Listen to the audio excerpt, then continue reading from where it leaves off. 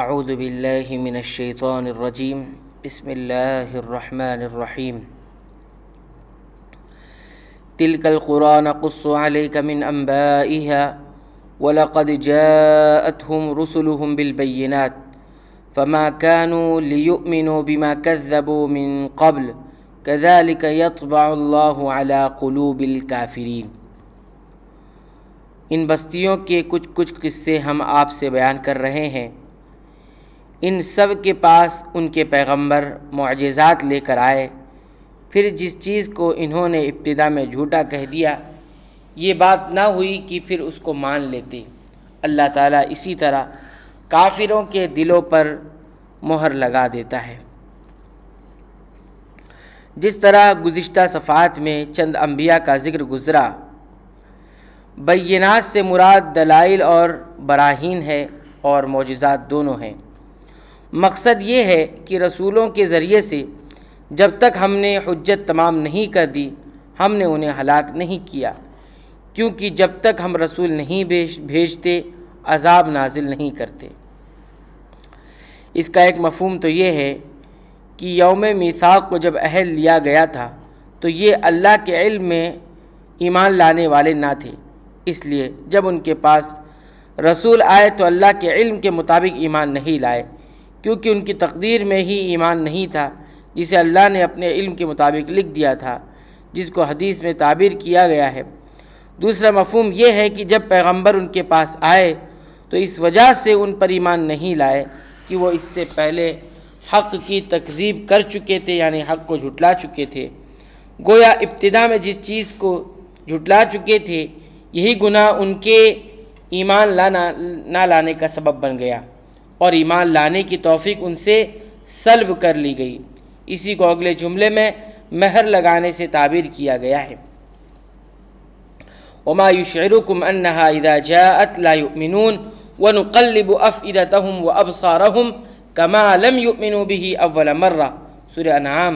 اور تمہیں کیا معلوم ہے، یہ تو ایسے بدبخت ہیں کہ ان کے پاس نشانیاں بھی آ جائیں تب بھی ایمان نہ لائیں، اور ہم ان کے دلوں اور آنکھوں کو الٹ دیں گے، تو جیسے یہ اس قرآن پر پہلی دفعہ ایمان نہیں لائے ویسے پھر نہ لائیں گے۔ وما وجدنا لأکثرهم من عہد وإن وجدنا أکثرهم لفاسقین، اور اکثر لوگوں میں وفائے عہد نہ دیکھا، اور ہم نے اکثر لوگوں کو بے حکم ہی پایا، نافرمان ہی پایا۔ اس سے بعض علماء نے عہد الست جو عالم ارواح میں لیا گیا تھا، بعض نے عذاب ٹالنے کے لیے پیغمبروں سے جو عہد کرتے تھے وہ عہد، اور بعض نے عام عہد مراد لیا ہے جو آپس میں ایک دوسرے سے کرتے تھے، اور یہ عہد شکنی چاہے وہ کسی بھی قسم کی ہو فسق ہی ہے، گناہ ہی ہے۔ ثم بعثنا من بعدهم موسى بآياتنا إلى فرعون وملئه فظلموا بها فانظر كيف كان عاقبة المفسدين۔ پھر ان کے بعد ہم نے موسیٰ علیہ السلام کو اپنے دلائل دے کر فرعون اور اس کے امراء کے پاس بھیجا، مگر ان لوگوں نے ان کا بالکل حق ادا نہ کیا، سو دیکھیے ان مفسدوں کا، ان فساد مچانے والوں کا کیا انجام ہوا۔ یہاں سے حضرت موسیٰ علیہ السلام کا ذکر شروع ہو رہا ہے، جو مذکورہ انبیاء کے بعد آئے، جو جلیل القدر پیغمبر تھے، جنہیں فرعون مصر اور اس کی قوم کی طرف دلائل اور معجزات دے کر بھیجا تھا، یعنی انہیں غرق کر دیا گیا، جیسا کہ آگے آئے گا۔ وقال موسیٰ یا فرعون انی رسول من رب العالمین، اور موسیٰ علیہ السلام نے فرمایا کہ اے فرعون، میں رب العالمین کی طرف سے پیغمبر ہوں۔ حقیق علی الا اقول علی اللہ الا الحق قد جئتکم ببینۃ من ربکم فارسل معی بنی اسرائیل۔